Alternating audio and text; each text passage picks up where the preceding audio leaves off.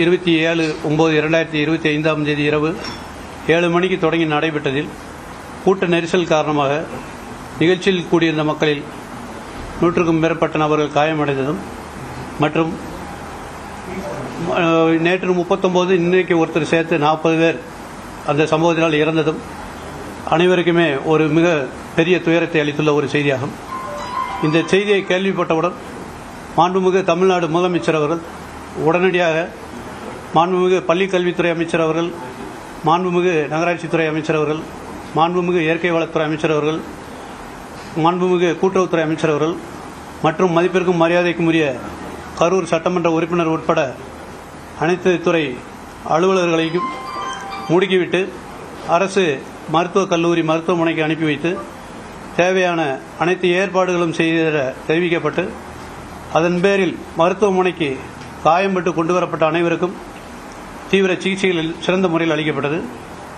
இருப்பினும் சம்பவ இடத்தில் இருந்து இறந்த நிலையில் 39 நபர்கள் கொண்டு வரப்பட்டனர். இன்று சிகிச்சையில் பெற்றுக் கொண்டிருந்த ஒருவரும் சேர்த்து மொத்தம் 40 பேர் இறந்த செய்தி மிக தீவிரமான செய்தியாக உள்ளது. மாண்புமிகு தமிழக முதலமைச்சர் அவர்கள் இரவோடு இரவாக இந்த செய்திகளை கேள்விப்பட்டு இறந்த குடும்பங்களுக்கு நிவாரணமும் காயம்பட்டு சிகிச்சை பெற்று வருபவர்களுக்கு நிவாரணமும் அளித்துவிட்டு இரவோடு இரவாக திண்டுக்கல் மாவட்ட ஆட்சியர் மற்றும் திருச்சி மாவட்ட ஆட்சியர் அவர்களையும் இங்கு அனுப்பி வைத்துவிட்டு கரூர் மாவட்டத்திற்கு பல்வேறு மருத்துவ குழுக்களையும் சேலம், திருச்சி, திண்டுக்கல், நாமக்கல் போன்ற கோயம்புத்தூர் மற்றும் மதுரையிலிருந்து கிட்டத்தட்ட 114 டாக்டர்கள், 23 செவிலியர்கள் உட்பட அனைத்து குழுக்களையும் இங்கு அனுப்பி வைத்தார்கள். அதேபோல் தடயவியல் வல்லுநர்கள் பிற மாவட்டங்களிலிருந்து 16 பேரும், நமது மாவட்டத்தில் உள்ள 4 பேரும் இதற்கான பணிகளை செய்து வந்தார்கள். கரூர் அரசு மருத்துவக் கல்லூரி மருத்துவமனை மருத்துவர்கள் சுமார் 220 மற்றும் 115 செவிலியர்கள் உட்பட பல்வேறு மருத்துவம் மற்றும் மருத்துவம் சார்ந்த பணியாளர்களும் இந்த பணிகளில் ஈடுபட்டு வந்தனர் தீவிர சிகிச்சை அளிக்கிறதுக்கு. அவை போக தனியார் மருத்துவமனைகளிலும் நமது கரூர் மாவட்ட அரசு மருத்துவக் கல்லூரி மருத்துவமனையிலும் கிட்டத்தட்ட 110 நபர்கள் மருத்துவ சிகிச்சையை பெற்று வந்தனர். இந்த நிலையில் இறந்தவர்களுக்கு மாண்புமிகு தமிழ்நாடு முதலமைச்சர் அவர்கள் ரூபாய் 10 லட்சமும் சிகிச்சையில் உள்ளவர்களுக்கு ரூபாய் 1 லட்சமும் அளித்து நிவாரண நிதியாக அறிவிப்பு செய்துள்ளார்கள். மேலும் மாண்புமிகு முதலமைச்சர் அவர்களும் துணை முதலமைச்சர் அவர்களும் உடனடியாக இங்கு வருகை புரிந்து மருத்துவமனையில் சிகிச்சை பெறுபவர்களையும் அவர்களுக்கு உடன் இருப்பவர்களையும் பார்த்து ஆறுதல் அளித்து இறந்தவர்களுக்கு அஞ்சலியும் செலுத்தி சென்றார்கள்.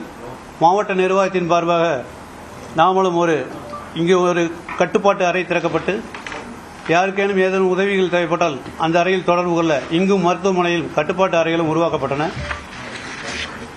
இவை தவிர நமது 39 நபர்களுக்கும் இறந்து போன ராத்திரியோடு ராத்திரியாக இருந்த 39 நபர்களுக்கும் மாண்புமிகு சுகாதாரத்துறை அமைச்சர்கள் மற்றும் மாண்புமிகு முதல்வர் அவர்களின் ஆணையின்படி உடனடியாக பிரேத பரிசோதனை செய்து அவர்களிடம் அனைத்து உறவினர்களிடம் அவைகள் ஒப்படைக்கப்பட்டனர்.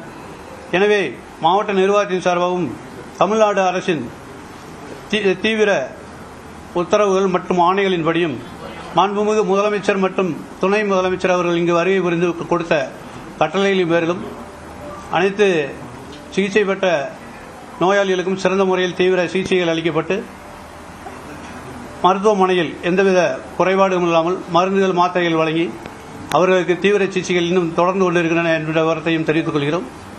எனவே நமது தமிழ்நாடு அரசு எடுத்த சிறப்பான இந்த சீரிய முயற்சியினால் பல்வேறு உயிர்கள் காப்பாற்றப்பட்டதும் மற்றும் இங்கு வருகை புரிந்த அனைத்து பயனாளிகள் மற்றும் நோயாளிகளுக்கு அவர்களுக்கு எங்கிருந்து என்ன மருந்து மாத்திரைகள் வேணுமோ அனைத்தும் வழங்கப்பட்டு சிகிச்சை முறைகள் சிறப்பாக நடைபெற்று வருகின்றன என்ற விவரத்தை மாவட்ட நிர்வாகத்தின் சார்பாக தெரிவித்துக் கொள்கிறோம்.